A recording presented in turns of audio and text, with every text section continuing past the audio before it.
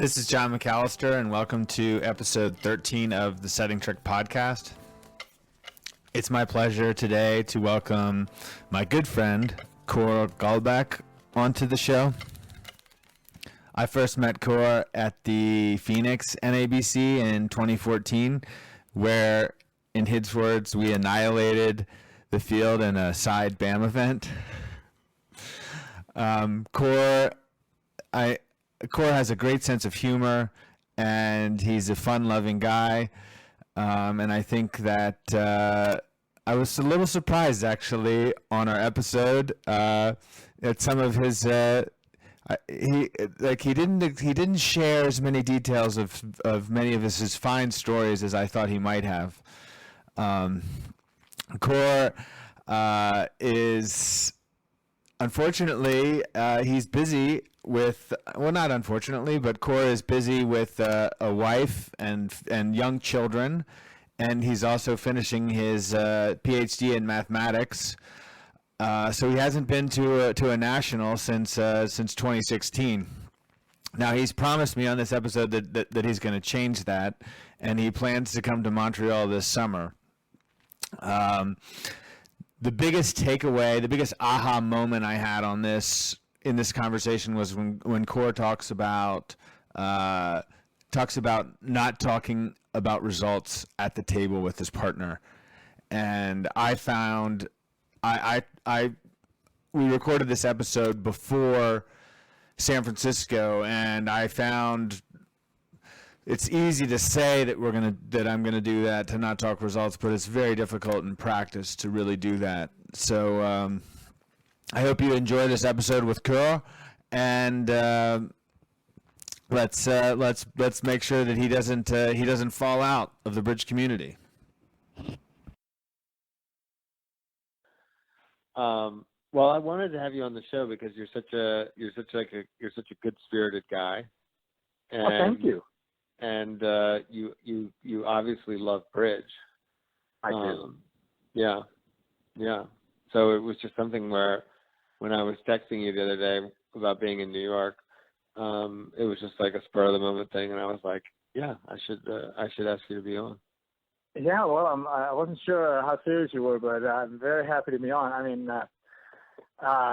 you're certainly not wrong about the love the game. I mean, I do love bridge, and I don't think that I would ever have thought that I would be this passive at any point.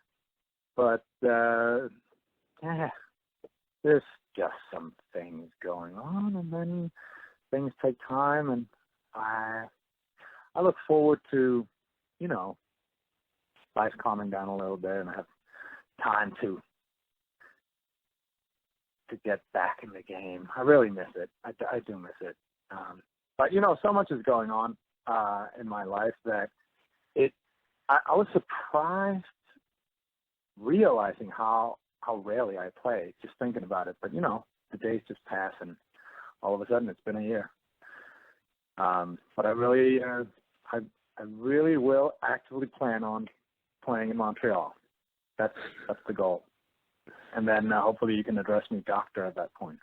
That's the plan. What do you miss about it? Well, I mean, it's twofold, right? I miss the game itself, and the nationals are fantastic. I apart from I haven't played the big event. I've never played the Muta Bowl or even the Open European Championships. But apart from the big events that I have played back in the junior years, I mean, the level of the game, being able to just participate in a tournament at that level is that's really what we're in it for, right? And so aside from that, I mean, the social side of it is great. I mean, I owe so much to bridge in terms of my social life. I mean, I met my wife through bridge, even though she's not paying, but we met back in 2004.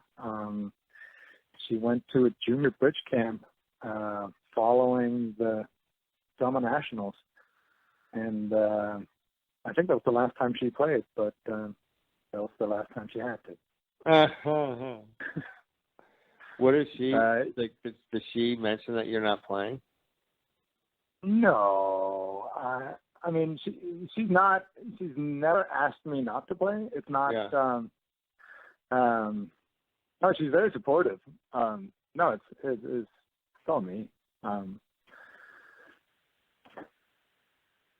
But like, does she know? Like, do you talk about like I'm not playing? I wish I were playing more bridge, or are you just so busy with the? Yeah, sometimes. Yeah, and she'll tell me, all right, figure it out, make it work. But I mean, there are two things. I mean, the summers. So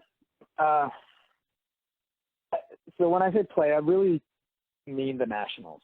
Right. I could, I guess, play club games every once in a while. I just don't really, and that's not what I miss the most. Although I do like club games, and I do want to get back into it, but I don't really know anyone who plays up here, and I mean, I'll find them in a minute. I'll get back to it. It's that's something that I do want to do. But no, the nationals are those are the greatest events, and the timing is just problematic for people who work. I mean, it's not easy to take. I have played the nationals while teaching, and it's just, you got to find someone who can cover your classes. There's a lot of extra preparation to do, and it's not always possible. I mean, the fall and the spring are when most people work, and then there's the summer, and we have two families. One lives in Texas, the other lives in Denmark, and we gotta travel too at some point, and often in the summer. Actually, the past many summers, right. My excuse has been it was the only time I could go back and visit family. So yeah, it's just problematic. But what can you do?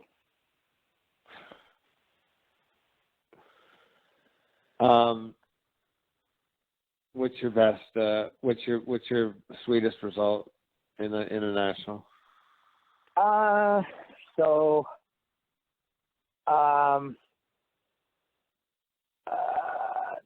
my finest medal is that I adopted when I was captaining the junior team, and they won the World Championships in 2008. But I was captain for the team. My best results as a player were back in 2002 and 2003. We won silver, lost to Italy, both events in the juniors. But those were the best international results. Under 26. In under 26, you did that in under 26. Yeah. Yeah. And so in 2008, I was too old, so I was fairly an ex-junior, so I knew the whole team, everyone. I was the only one from that generation that was too old, and they let me captain the team, and then they won it for me. That was fantastic. That was really incredible. Is that when you ended up swimming naked in Shanghai in the river? No, that was in Shanghai. That was in Shanghai. That was the year before. I was captain or coach, either one of the two for the women's team. Yeah, that's one of my finest hours. Yeah, still wake up in the middle of the night, cold sweating, thinking about everything that could have gone wrong. Oh my gosh. Oh well. I'm not dead, and I'm not in the Chinese prison.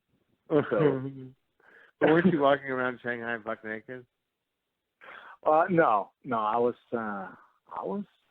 decent, I think. Yeah. Was it Dennis that was walking around buck naked? I don't want to give anyone issues with visas going forward. So let's say if anyone was, I don't remember who it was, and it certainly wasn't me. I was very decent. Gotcha. Wouldn't that be funny if somebody was not able to get a visa because of something so? Yeah, that would be great. Yeah, no, the incident with the juniors and let's not name any names. Again, that was in Beijing when I was captain, and I was. We got there a little bit early, and then of course, what's a bunch of juniors going to do? We're in the hotel, and the tournament doesn't start for a couple of days, and of course they have a party, and I am the responsible one, so I go to bed early, and I wake up the next morning with a group of officials knocking on the door, saying that there was an incident, or so it's all done through an interpreter who tells me after I hear people speaking language I don't understand that there was an incident last night, and I'm sent down to the security desk to view so they have camera footage of it was going on. I mean, it was pretty innocent. It's just some people maybe not wearing as much clothes as they should in the wrong place, and looking very happy. And I was told that this was, of course, not acceptable behavior. And then I was given the task of finding José Damiani, who was, what was he? I think this was, so I think he was president of juniors then. I don't know. Do you remember anything about the history of? People can look it up. He was official or something. Yeah. I think he was. Yeah, he was in charge of the juniors, I believe. Yeah. So they asked me to report the incident to him that day and have everything sorted out, and to find out what kind of sanctions were necessary for the involved. And so the situation was the juniors were playing in an event separate from everyone else. So this was the first Mindsport. Yeah, World Mindsport Games. World Mindsport Games, right. This is the first World Mindsport Games, and it was a month after, I think it was immediately after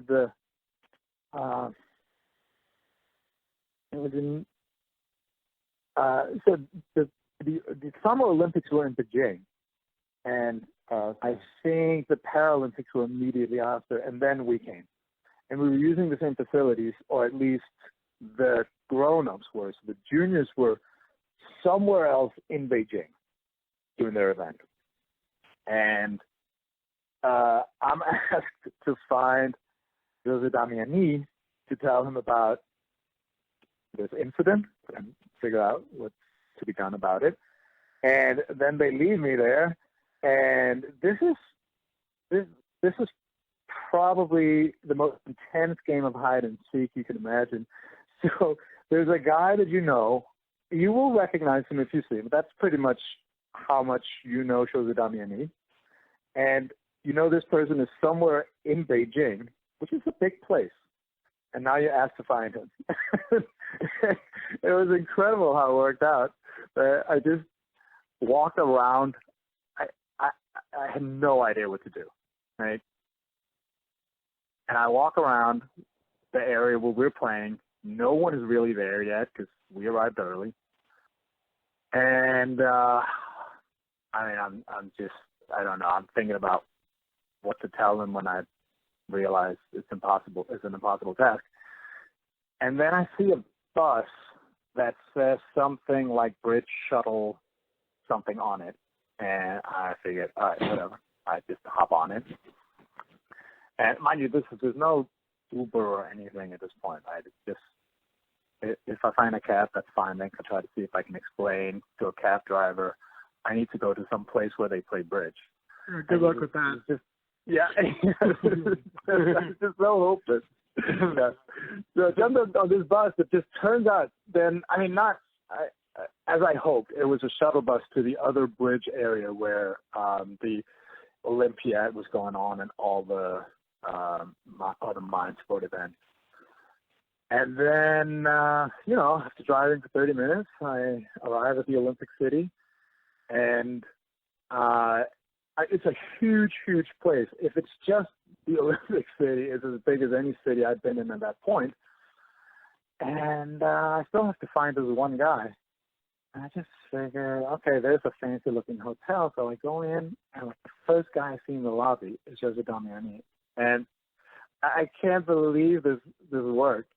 I walk up to him and I say, there's been an incident, and I've been asked to discuss with you what's going on. And I tell him that a bunch of the juniors in the Danish delegation had a little too much to drink, and there was, nothing crazy happened, but they behaved in a way they shouldn't. And he was just like, yes, okay, it's okay. And that was it. Wow. They did mention at the captain's meeting that we should be behaving at our best. So we tried that going forward. Did he explicitly refer to the Danish team when he said that, or just that was fair? No. He just said that. I think he handled it the way he should, and also the way that the hosts wanted him to handle it. I thought there was something where somebody was in the river and they were naked. Yeah. And they got out where their clothes were not. Yeah, it's possible. I can't confirm or deny that story. Why don't you tell me the story about teaching bridge to the group of players in Denmark when you forgot to redo the hands? Right. So, I hope no one is listening now. They probably won't. But when I was a student, I paid my way through. And there's this in Denmark. Of course, education is free, everything is free, land of the free, and you also get an allowance as a student from the government. So it just doesn't go on forever, and I was a student forever. So at some point, the government cut you off, and then I made my living teaching bridge, both in private settings and also more official, what would you call it? They're 1 week bridge. You should call it a camp, but usually when you say camp, you think of school children. Yeah. These are official bridge events you could sign up for that would go on for a week, and I would go to those and teach those, and I would have my private teams that I would teach during the week. That's how I made a living, which is how most people who earn a living through bridge in Denmark will earn a living. The pro scene is very limited in terms of just playing. Yeah. So this is quite common. So what you do is you have a team of, say, 8 people, and you prepare some hands, you pre-deal them. They mostly have some point in the auction and point in the play, and maybe you give a little spiel about today's lesson. It could be, what do I know, openers, second bid, or different chapters from whatever book they have. And I had this 8 boards that I prepared, and everything went well. And I realized at some point that I brought the 8 hands that they were playing the week before, and it was a little late at this point, but you didn't say anything, but neither did anyone else. And everyone was, as into it as they were the week before, and learning the same points. Everybody got it. Oh, yeah, good point. That's great. I see. And everybody played the exact same hand, and had a good learning experience out of it. And packed it up and went back. And I figured the next week, let me try this again. And and I was just curious to see how long it would take before one of the boards was recognized. And that took a whole semester. So that whole season, I ended up bringing the same 8 hands, and the team played the same exact 8 hands every week. Or they possibly was only. Maybe I'm making the story a lot better than it was. I think they only met every 2 weeks, but the same exact 8 boards and same points, and they got the point every time, and nobody ever knew. Wow. Yeah. It wasn't. It wasn't the best. It wasn't the best class, but at least it was. I think very I've nice told people. that story a couple of times. It's not even my story. It is a good story. Yeah, there's a big difference. I mean, you teach bridge, right? I do, yeah. Like right now, I'm helping a friend teach a class here in Charlottesville. So he comes up with the lessons, and I just show up, and it's kind of fun because he treats me as like the expert. So it's like, John, there's like 30 people in the class. He's like, John, what did you do here? And it's sweet because like I was doing that right before I went to New York to play rubber bridge the other day. Yeah. And I'm like the expert, and then I went to play rubber bridge, and Zia's there, and I'm like feeling like the biggest moron in the history of the world because I'm screwing up hands. And so it's just kind of funny, like how like traveling in different circles, like how bridge, how expertise is like different in different, like depending on where you are, like what the circumstances. Yeah, I know exactly how you feel. I mean, this is of course that's how it is, right? I mean, you are objectively an expert among 10 randomly chosen bridge players. I mean, obviously you are, but and this goes for me too. I mean, then we go to places where there are serious experts around, and then we probably sound a little less confident when we give our opinion on a bridge hand. Like there was a hand where the guy did 3-note trump on my right. I forget what the auction was when I'm playing at the Regency, and I have 6 clubs, ace, jack, 9, and I think the dummy was queen 10 of clubs. Okay. And no, wait. Maybe I didn't have the 9. I don't remember what my spots were, but I had 6 clubs. The dummy had 2 with an honor, and Zia won the king. Yeah, Zia won the king, I think, and then he returned the suit. And now, like literally, all I had to do was overtake because my clubs were all good. Like there was no hole that I couldn't, and I was just in a fog, and I didn't, and I had no entry to my hand. Okay. So fortunately, Zia has the 3rd club. He now plays it, and of course he's ridiculing me. Of course, he's ridiculing me for he couldn't overtake, and so I unfortunately we beat the contract. But then like there's a point later in the hand, like the declarer had like 7 solid diamonds off the queen, and dummy had preempted in spades, so it was like two spades on my left, pass, 3-no trump. Okay.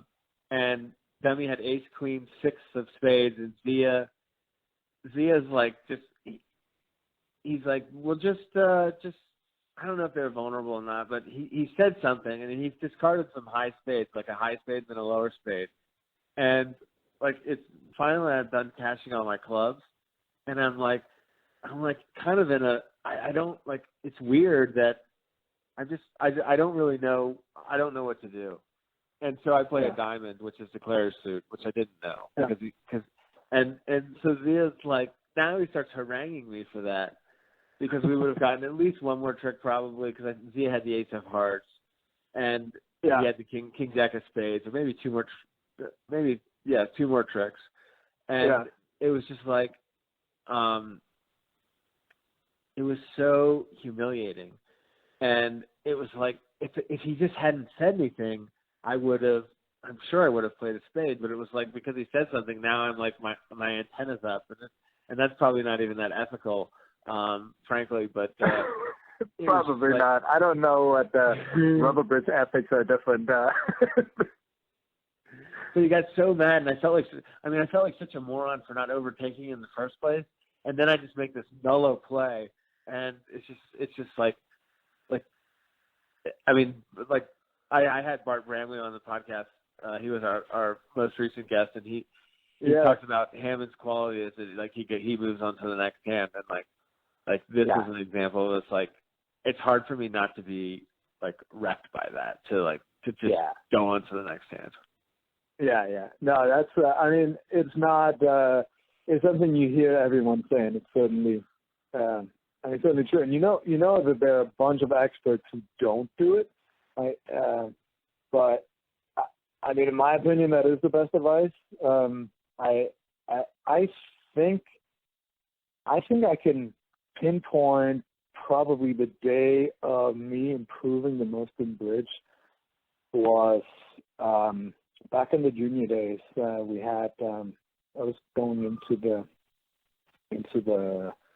2003 World Championships. I believe we were doing these intensive training sessions. We would be brought together also with the open team and women's team, and they'd bring in people who prepared lessons about this and that.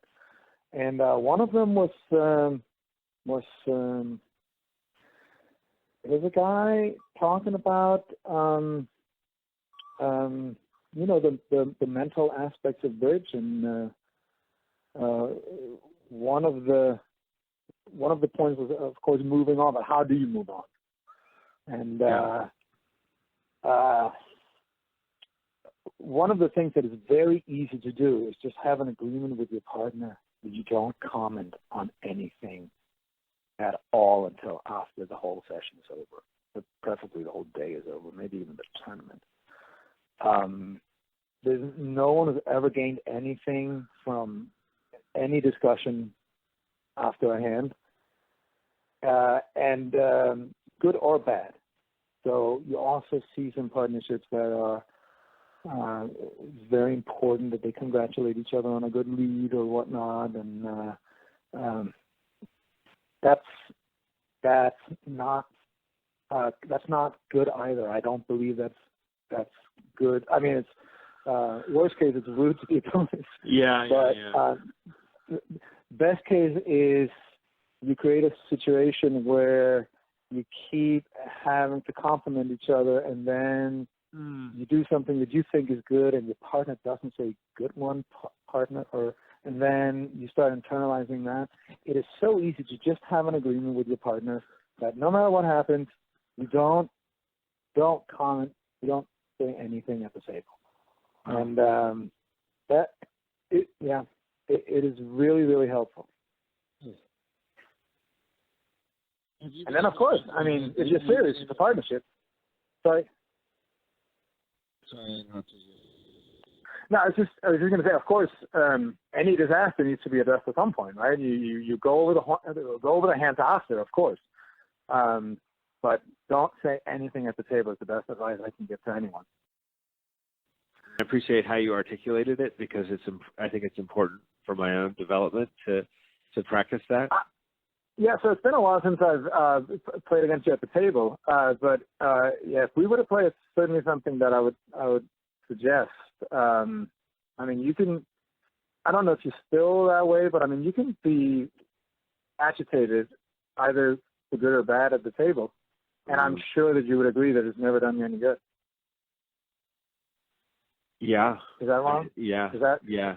No, it's kind of. I mean, it's hard to hear that you you remember that about my table manner. But I'm not disagreeing with you. I'm not talking about table man. I mean, that is what it is. I mean, I'm not. I mean, you're a grown man. You can you can have the manager. I'm talking about what I think is good for your game. Yeah. I mean, never mind manners. That's fine. I mean, you do you. It's all good. But I don't think that it's helpful for anyone's game to comment or, you know. It almost seems superhuman to me to be able to practice that. It is. But all it takes is an agreement with your partner that we don't do that. And then if it starts, you just need like that face from your partner, and all right, we don't do that. And I mean, if you think about top pairs you played against, I mean, they kind of practice this. They all kind of practice that, right? You don't see Maxwell getting into a fight over someone played the wrong suit back. And could you imagine?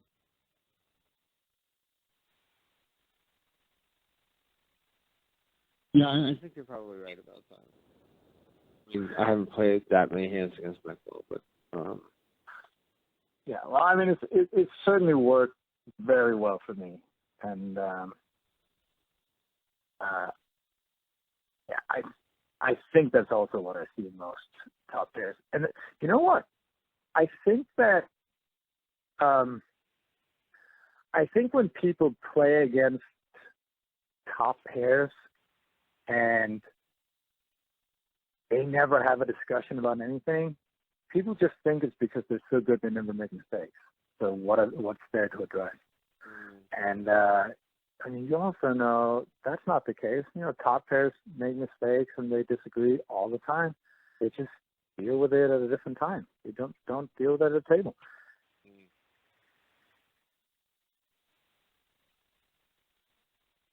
So did you, like, when you heard that, like, did you know immediately that you got better when you heard it, or? So me and my partner, I was playing with Martin Schauf at the time, and we talked about it after that, and just agreed to live by that, and just change a lot of things. It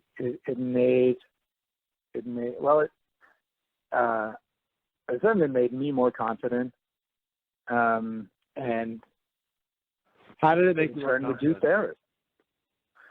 Well, if you're playing with, if you're playing with a player that you think is better than yourself, I think it's natural that on top of trying to play your best game, you're also trying to avoid losing face to that player that you know is better than you. Right? So you're sort of double concerned. You don't want a bad board, but you also you don't want to look stupid, right? You want to be in a partnership. You want the two of you to be comparable, right? You want to be thought of as a pair. Yeah. And if you are always concerned about that aspect, I mean, it's just an extra concern that you carry around. Right? If you know that you're playing with a partner, I mean, never mind if he's better than you. If you know that no matter what you do, no matter how stupid it is, not a word is going to be said. And then how upset are you with your partner in the bar 4 hours later? I mean, we can talk about something stupid that happened, but I mean, all the emotion is gone, and all the stupid things that we would have said is gone. And at the table, someone made a mistake. The opponents, I mean, they're as stupid as me. They might not know what happened, but they will know if we start yelling at each other. Right. Yeah, it's the easiest rule to make. Takes a lot of practice to practice, I guess, but invaluable, I believe. What about with teammates when you're comparing scores? I never ask. You never ask. I never ask. What about when you have a bad result? Well, I'll well, it depends, right? If it's I will volunteer an explanation if I feel, if I feel like it. I'll just I'll put it that way. I mean, it's really none of their business. If I make something stupid, I don't need to apologize to anyone. And there's probably no one who feels worse about it than me. And there are bridge decisions where you talk about it with teammates, right? You want to learn about what could have been done better. But I mean, what are we really talking about here? You have a disaster, and are your teammates, are they anxious for you to apologize, or are they just curious? I mean, I guess curiosity is a human feeling. I mean, you want to know how minus 1400 happened, but you can't ask. So you hope that someone will run. I mean, eventually, when everyone's a little when it's in when it's in the past, you can ask. But no, I don't ask about my teammates. I don't ask about what happened, any of the results. And another thing I'm not a fan of is I don't know how you are when you're comparing. I hate it when teammates announce whether they had a good or a bad set. Yeah. Either way, I hate it. I don't want a word to be spoken. I just want to start comparing, and then we'll see what happens. And if they're disasters, don't ask. That's how I feel. I mean, they're your teammates too. Presumably, you want them to do well in the next match. So try not to get them to feel bad about what's going on. That reminds me of this new series on Facebook called New and Tricks, I think, or New. I don't know. But Dennis is in it. They're doing right. So I haven't come around to seeing those, but people are saying good things. The videos, right, of a match with commentary and and Dennis on the second hand, Dennis missorted his hand.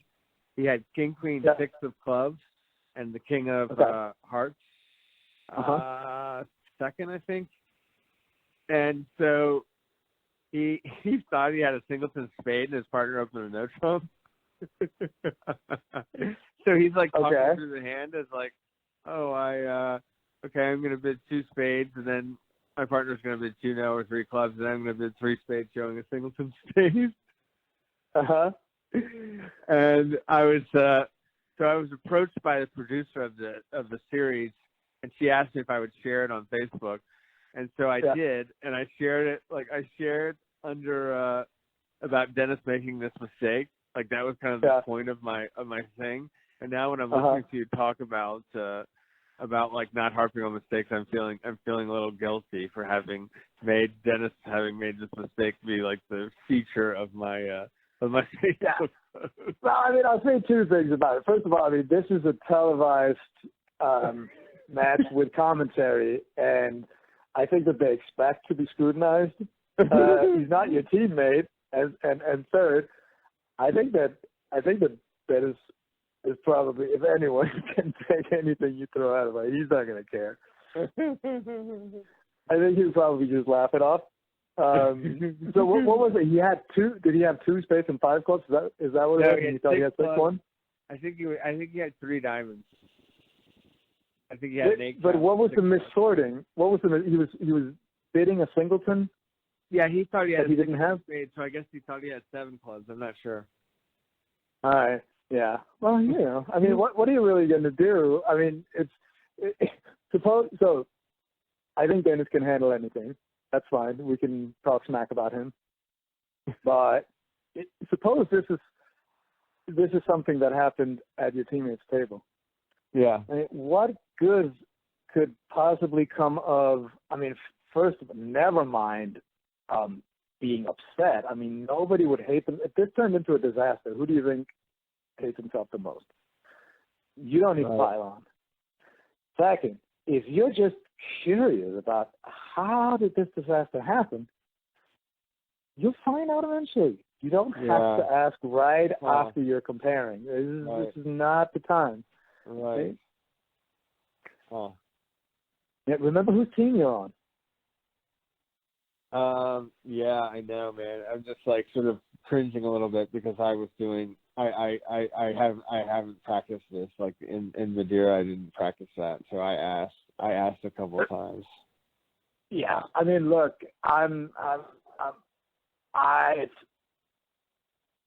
it's not like I can do this all. I mean, this is what I aspire to be like, right? And I'm doing my best. I'm probably better at zenning out or whatever than you are. You know, we all behave in ways we wish we hadn't all the time, and right. So I mean, don't feel bad about it. Just my motto at the bridge table is always whenever there's a mistake, blame yourself and immediately forgive yourself. And it doesn't really matter if it's a bridge or behavior incident. I mean, you're only you, right? What are you going to do? Change being you? Yeah, I guess that's the point. Change being you. But you can't change who you were. Huh. It's deep, John. This is life lessons. Well, you've got to have something. You know, you've got to have something to offer. True. It sounds like your PhD sounds like double dummy. Like it's like people used to ask me about double dummy, and I'd be like, I'd be cringing because it took so long for me to finish it. So yeah. I mean, I don't feel. I don't know. You know, I'm 39 and I'm still in school, so the whole feeling bad about being in school forever. I mean, that's kind of something I got used to 10 years ago. Now, just it is what it is. But at least it looks like I'm done, and it's also just really it's just the past couple of years. You know, kids they take time, and it is what it is. Do your children have Danish names? They do, yeah. So my son is Eric, which I guess is the name you can have everywhere, but with a K, just to throw everyone off. And my daughter's name is Freya, with a J. So, yeah, that sucks for her. But what can you do? Don't have a Danish dad. Is it possible that you might move to Denmark one day? Anything is possible. Well, out of concern for any family members who might be listening to this, let me say yes. Very, very possible. Any day now. But no, also realistically, I mean, we didn't just buy a house to move next year. So sometime in the future, it is possible, I suppose. But it's not in the immediate horizon. Yeah, the Danish guy that I'm playing in Montreal with is Niels. That's his name. Niels. Yeah. All right. Niels Koigor. Why am I saying it like that? Niels Koigor. I don't know. Is that his name? His last name. Okay. If it's there are a couple of Niels is a very common name in Denmark. Even in the narrow bridge world, there are probably 50 Nielses. But yeah, if it's the guy I'm thinking of, you're in for a treat. He's a great player and a really nice guy. Huh.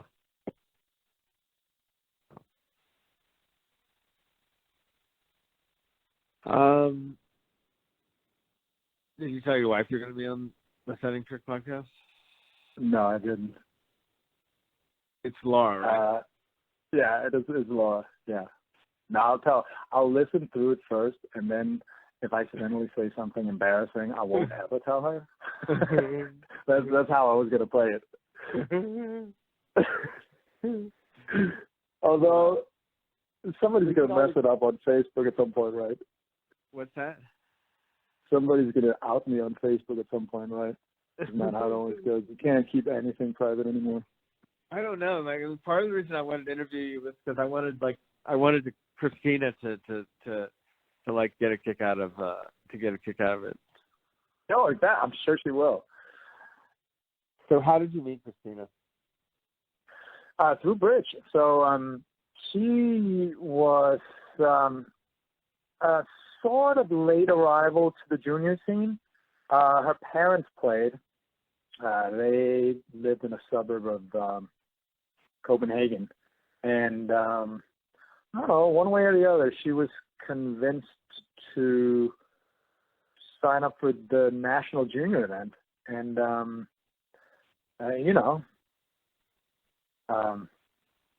she's just a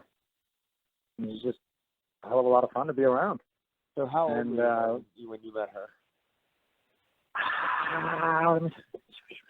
I want to say like 22, 23. It was sort of toward my later junior years, and she's my age, around my age.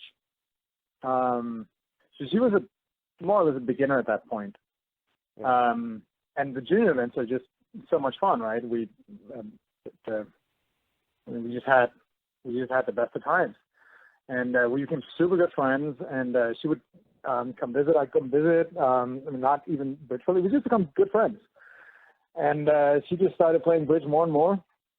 And obviously had a real talent for the game. And I think eventually she cared more about bridge than me. Go figure. Do you ever think in your math career, do you ever think about just throwing it all away and becoming a professional bridge player? No, I don't. No, I don't think so. I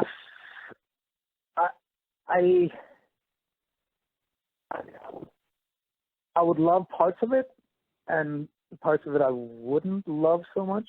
I think when I was younger, it sounded a lot more alluring, but all that traveling, I think, would be too exhausting. Ideally, I would like to just be able to play. If I could if I could eventually just get to a point where I could play all three nationals, whatever the Open, World, or Euros is, and I'd like to play. I'd really like to at some point join a team for the U.S. trials. I think that would be great fun. That seems like a really good event. So if I could just play those events, I'd be happy. Are you eligible for the U.S. Trials? Would you need to do anything to make that happen? I don't know. I don't know that. I think I am. I mean, I haven't represented even this household for, I don't know, you know, isn't it just you can't represent a team? You can't represent, I don't know exactly what the rules are. It seems that it's reasonably easy to change nations. And it's been a while since I represented any nation. I don't think there's an issue. Plus, I think that the trials, I guess if you're not eligible to represent the U.S., it doesn't make sense to play the trials. But I wouldn't even be surprised if they let you, knowing that you're not going to be on. I don't know what the rules are. Anyway, it's just an event that looks really nice. I'd love to play that. Well, I played in the trials this year, and our team, I think, finished dead last. That was very frustrating. Yeah. Well, it is. It's a tough event, though. It is a tough event. Yeah. It's a tough event. Yeah. I like playing in it. I've only played in it 3 times, but 3 times. Gotten out of the round What's your best? robin once. What's your best result? We got out of the round robin and then lost the next round. All right, that's pretty good. I mean, we were very like they play the last 2 rounds where you don't score, and I couldn't believe we got in when we did. It was actually the first time I played it is when we advanced out of the round robin. So I'd like to think that I could two advance out of the rounds round robin. What's that? And you're saying that the last couple of rounds they keep it close, so you don't know. Yeah. Yeah. Okay. Yeah, that makes sense to avoid, friendly drops and stuff like that, or at least talk about it. Yeah, it's not a bad idea. Like there was one hand where the guy psyched exclusion, and he had a small doubleton in clubs, and he psyched exclusion, and now I led his main suit, which was spades, setting up a rough and finesse with my partner because the player had no spades. Somehow I remember that. Was that Adam Parrish's team? Yes. Yeah. Either I saw it. Wait, how long ago was this? This was maybe you talked about this hand before. Did you talk about this hand on the podcast? Maybe. Maybe, I don't know. Have you listened to all the episodes? I don't know. I've listened to a bunch of them. Yeah. Probably not all of them. Yeah. I didn't see. I haven't heard the Bud Bradley one. Is that up yet? I think Michael just posted it last night. Okay. Bud Brett, fantastic guy. He's super nice. He's always super friendly. Always talks to me, and since nobody knew who I was, and actually one piece of bridge advice I got. He didn't mean to give bridge advice, but one thing that stuck with me was from him. One time we played, it was me and Anas, I forget who our teammates were. So we were playing the Swiss, and I think it was after the Vanderbilt. So, is it a 3-day event now? It used to be a 2-day event. The Swiss? I think one of them's 3 days and one of them's 2 days, but I'm not sure. Okay. Well, it was a 2-day event, and you play on Saturday, and then they cut off, I don't know, bottom something, and then if you're good, you play Sunday. And we weren't good. We were knocked out, and then we decided on Sunday to play some side Swiss event. Yeah. And for some reason, Bart's team was also knocked out. He was playing with you know what? So I think his partner was I think he started with Lou Stansby at the time, and their teammates were Balecki and Smoczynski. So in the last match, maybe I'm making this a little more dramatic than maybe it wasn't the last match. It was a Swiss, so we were 1-2 and playing for the title. And I made some comment like I was probably crazy hungover because we'd been knocked out of the Swiss, and I was in a bad mood, playing this ridiculous side of it. And I was like, seeing them at the table, I said to Brad, "So you're also playing in this very important side event Sunday. What happened?" Let me work that back. I think I said something like, so we're not exactly playing in the most important of events, are we? And Bart said, "What do you mean? We are playing in the most important event." And I thought he was just joking. And then he said, "It's the event we're in." And I mean, he wasn't trying to make an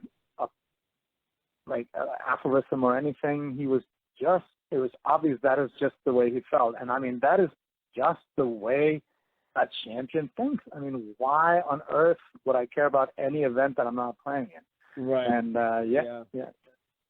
Yeah, that's a good lesson too. It was a very good lesson. And then they went on to beat us. So I do that in golf. Like I'll like be playing in a tournament with my friends, and I'll be like, "This is like no big deal. This event, like I don't care if I win or lose. Like this doesn't matter." And I've never won the event. I think I played in it probably like 13 times, and I've never won it. It's like a wonder why. It's a team event too. It's not like it's an individual. It's like well, maybe there's a reason for that. Yeah, maybe. Yeah.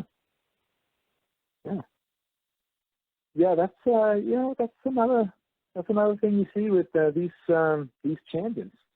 They never sit down and take a game of bridge not seriously. I mean, they always play every hand like it's the Bermuda Bowl, and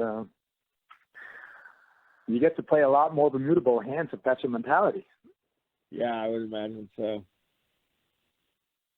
Like I made a mellow play the other day at the club. I played in the club, and they let a diamond, and I had Jack and 1 in the dummy, and I had Ace King 9 4.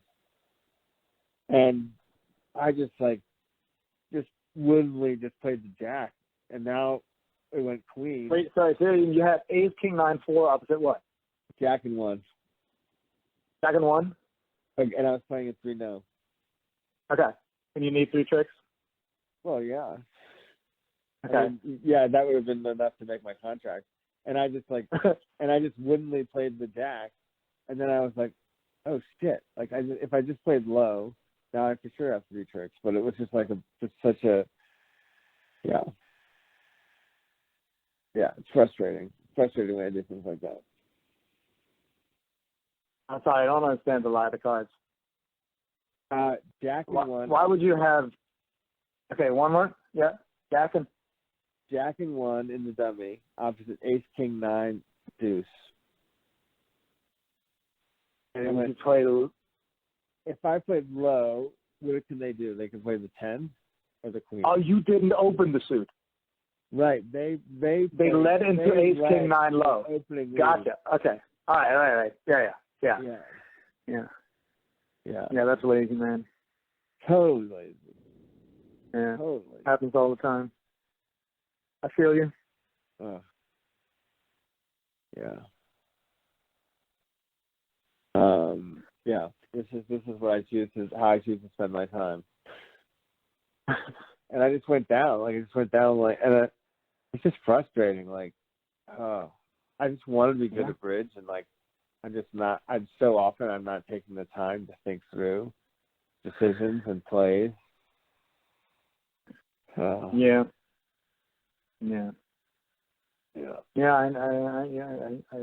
I feel your frustration. I can certainly empathize.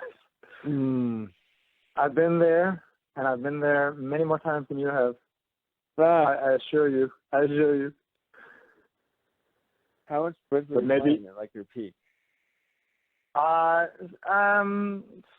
would play twice a week. So this is like me being 17 through probably through my junior years. I would play probably twice a week in clubs, and then the national events are how many weekends? Probably they're different. It would probably be like 8 weekends in a year, something like that. And then whatever tournaments were going on this summer, Euros or whatnot, if we qualify for the World Championships or and then practice events. I don't know. I'll probably play like maybe 3 or 4 like week-long tournaments throughout the year, and then a couple of times a week, and maybe 8 to 10 weekends. I can't imagine what it would have been like for me to have discovered. I mean, like, I learned bridge when I was 18, but it was just with my parents, and so I didn't think about juniors or any of that. And like, I can't imagine what it would have been like for me to have like to get to play junior bridge.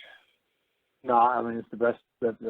I mean, everyone will tell you, best bridge time of your life. It's where I met everyone. Like all the bridge players here, my age. I mean, I know them from back then. You just make a lot of friends. It's just a great time. And how did you first meet Dennis Vilda? Well, he was. I can't even remember. We probably played juniors together. Because he started really young. Yeah. But I mean, back when we both played in junior events, it was obvious that he had talent. He wasn't that good at that point, but I mean that came very fast. And he was on the team in 2008 that won the World Championships, and I had been out for 2 years then. So I mean, obviously he's already a star then. But I just met him through Junior Bridge, the National Junior Bridge, the National Junior Bridge tournaments. Neither of your meeting Christina or meeting Dennis stories have really done much for me. Say that again? I said neither of your meeting Christina or Dennis stories have done much for me. Like I'm expecting like some like, and then Dennis walks in and or Christina walks through in. The fog. Like, oh my God, who is this person? Yeah. No, I mean, both of them. Well, I think it's just the people from bridge that have been around forever. Yeah, it's like we grew up together. Yeah, they've always been there. Son. What are you talking about? It's like, when did you meet your little sister? I don't know. Yeah. I mean, I remember that though. Actually, I do remember it. Like, I remember being in the car and we were with bad example. I should have said big sister.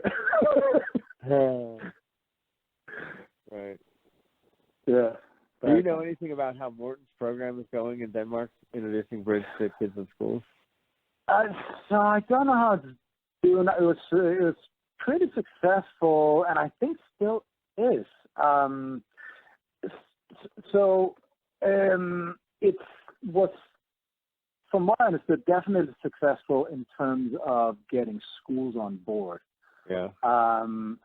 Now, what we really want to see is the field of the junior events explode because of it, right? And I don't think that has happened yet. But now, fingers crossed. It's really great what he's doing. I mean, if for nothing else, then just send out a generation of kids who knows what a deck of cards is. I was teaching a course of statistics here, and I was explaining some probability stuff, and what better example to use than a deck of cards, and then like drawing these things. What are the probabilities of drawing the spade king and the club king? And then everybody just looked at me like I was drawing hieroglyphs on the board. Like, what are these things? What's that upside down heart with a stick on it? And I go out and buy 30 extra cards and hand them out to them, send them home, and learn about cards, or we can't proceed. Yeah, you really bought decks of cards for all your students in that class? Yeah, I did. Yeah. Wow. Yeah. Hey, do you talk about bridge in your classes? No. No. I want to, but I mean, two things. It's to get, like, you mean as a demonstration of probability? I don't know. Or just like have a chat about? No, it's just like, no, I mean, if I get the students, I mean, I'll tell them about bridge, and they'll say, I mean, it used to be that they'd say, that's something my grandma plays, and now they just say, oh, what's that? Oh, my God. Nobody even has that reference anymore. Yeah, it's wow. bad. Yeah, so I'll explain them. I'll explain them what it is. And I don't know, people, I think people could get excited about cards. I don't think it's impossible. I have hopes for the future. I think we're in a slump. That's undeniable. The ACBL just launched a new marketing program, which I came across sort of haphazardly. I forget what it's called. It's like in conjunction with the Education Foundation. Uh-huh. Yeah, but I never got an email about it, which I'm surprised about. Yeah. I would like, that's one thing I would like to do in the future, whenever if I get a more permanent position at some college, I would like to start a bridge club, and I don't think it would be impossible. That would be so cool. You should come to Charlottesville, teach at UVA. The what? Come to Charlottesville and teach at the University of Virginia. Yeah. Oh, I'd love to. I mean, I don't think I could run a club. That would be too much traveling. I'd love to. No, I'm saying move your family to Charlottesville. We would love to have a professor here starting a bridge club. No, we're talking. Okay. I need to convince Laura. Charlottesville's great, man. It's I can't think of the right word. I've never been. We got good restaurants, great university. We won the NCAA basketball championship last year. Okay. All right. Anything going for you soccer-wise? Our men's soccer team from our university, actually our women and men's soccer team are both very good. The men just won the ACC conference. The ACC tournament, I think. And I think the women might be ranked number one in the country too. I'm not sure. Wow, now we're talking. Okay. Yeah. Oh, that's cool. Yeah, no, I wouldn't have any objections with in Charlottesville. All right. So now I have a position at the university. That's good. Yeah. This is guaranteed, right? Yeah. Sure. If not as a math professor, then at least as a British teacher. Well, I've got this guy. Have you heard of this game called Pool? Yeah, I think I've only heard of it through the podcast, though. So the guy, or maybe I that- saw Michael was writing some. Didn't he write an article about it on Bridge Winners at some point? Michael Zoom, he did, yeah. Yeah. Yeah. So it's a simplified. You play the hand like it's bridge, Right.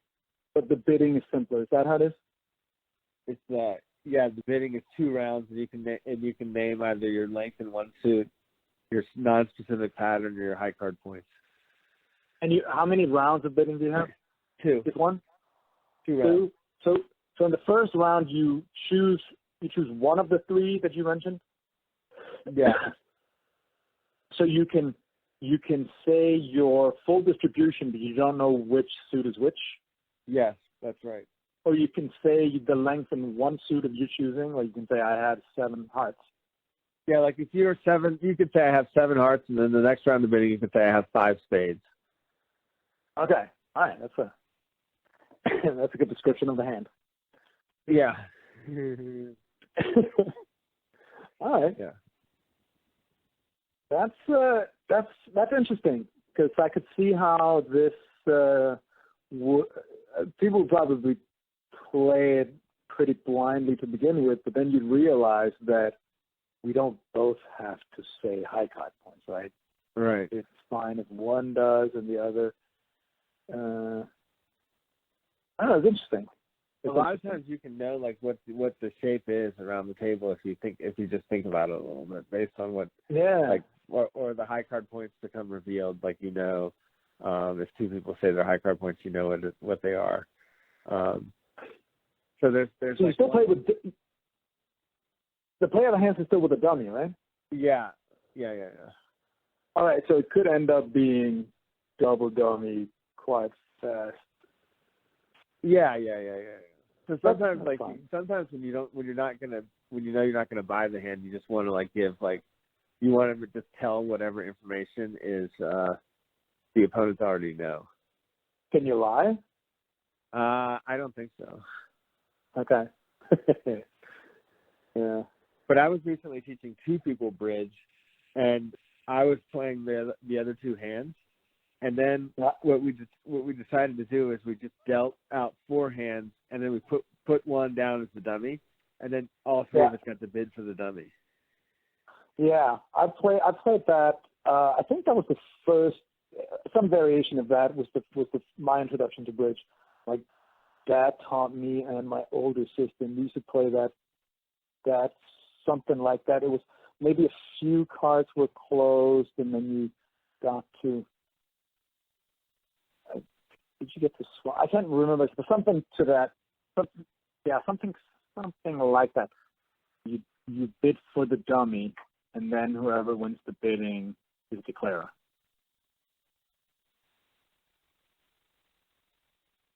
Sorry, I was distracted. What did you say? You say that again. So some variation. So we did play some variation, if I understood correctly. You're 3 players, and then you know something about dummy, or you said you put the whole dummy down. Yeah. And then you just bid, and whoever wins the bidding is declarer, and the other 2 are defense. Yeah. I thought it was genius. I mean, it was so much more fun than like me having like I was now playing and I could make mistakes, and this was like they were ready to go. I thought after like 2 or 3 hands of bridge with me playing 2 hands, and then like we actually started enjoying it. Yeah, that's not a bad idea. That's a pretty good introduction, I think. I think that you touched on this before with someone else, or you mentioned it, that just the way, I think maybe it was Michael Rosenberg made the point that when we teach bridge, traditionally we start with the bidding. Yeah. And it seems that I think that's wrong. I mean, I think that's the wrong approach. But the reason why we do it is it's sort of easy to teach, and I think that was the point he was making too. It's easy to teach, but it makes no sense. I think he put it very cleverly, like the I'm going to botch this. He said something along the lines of, the bidding makes no sense until you know how to play the cards. I What think are it you was bidding Hammond for? who said that. I think that was Hammond. Oh, maybe it was Hammond. Okay. Like, you don't know what a trick is. Like, it doesn't make sense until you know what a trick is to, like, focus No. on bidding. No. So what are you doing on day one? I've taught so many of these courses where on day one you learn to count high card points, and then you learn to count to between 15 and 17, and that's lesson one. And I mean, you have to be someone who really enjoys living in a purely abstract world for that to be fun at all. A lot of people enjoy it. What's the point? You told these arbitrary rules, and now you Right. have this little arithmetic exercise, and we take turns doing that all night instead of just. So the problem, I think, is if you have structured lessons, it's hard to make the declaro or defense points pop out. Maybe you just need to structure it like you can bid whatever you like. When you're done bidding, don't play whatever you bid. Here's a note telling you what contract to actually play. So you practice bidding. You probably got it crazy wrong. Now try making this contract, and then there can be some point in the declaring, like there's a finesse or something like that. Yeah, I think you can get people hooked on bridge easily just teaching them the mechanics of the play. Don't tell them anything about what bids mean. Just say, like hearts, bid hearts. And then you got to learn the point system so that you can play for money. That's it. Then you're good. And then like at some point, somebody... Talking about playing for small change? Yeah. I mean, you need a scoring system, right, to make it. I don't know. Yeah. Bridge is, I think we all agree, one of the few games that is interesting without money. But if you have the option, then you can add that element to it. But you need scoring for that. Well, even if you're not playing for money, you need to. I mean, it's more fun to keep score. Yeah. You need to be able to at least play for the humiliation, bragging rights. Right. Yeah, and then when people get a feel for how trick taking works, it'll dawn on them that some sort of systemized bidding might be fruitful, or how could we get to this kind of, like, if you can see, like, I feel like you should learn bidding at the point, like, say you see 26 cards and you can reasonably confidently say, I would like to be in the contract 3-no trump. Because how long into a course is it before any new student can say, I mean, they will just, for a while, play, and if they got 9 tricks, happy days. But in order to bid, you have to be able to predict how many tricks you can make. And that takes knowing how taking tricks works. I think so. Yeah. Oh my God. One day. Oh my God. When I start, we can rewrite the textbooks at some point. Is there anything else you want to say before we sign off here? No. I think we've covered everything I know about bridge and everything I can share with the world. That's not going to cost people's visa in the future. Do you want to just elaborate on the Danish coffee, like what that is? Yeah. So I don't know. I think is there there's statute limit. What's it called? The statute of limitation. What's it called? Is that right? Am I saying that right? If this happened far enough in the past, we can't be banned from future events. So, so we were. It was me and Anna's playing, and we just had beer in our coffee mugs, and and yeah, how was it? I think. Yeah.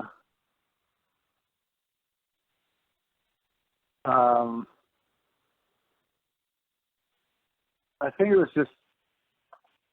Yeah, it was. I think we were playing Goo and Moss, and Brad was asking Anna if she was drinking coffee, and Anna said, "Yes, it's a Danish coffee." Does that get a laugh? Yes, it did get a laugh. Yeah, yeah. He didn't have to. He didn't have to have explained what it was. He knew.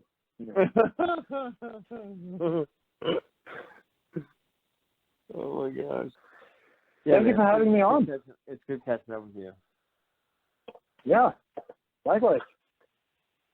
And I look forward to seeing you at the National sometime soon. And I guess in the summer of next month. I mean next year.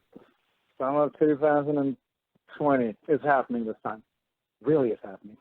All right. Well, you said it. You heard it here first. Breaking news. That's right. Yeah. I can't take it back now. All right, man. Enjoy the soccer. Oh, thank you very much. I hope I will. That is very much contingent on the result. Mm. All right. Take care. All right, man. Later.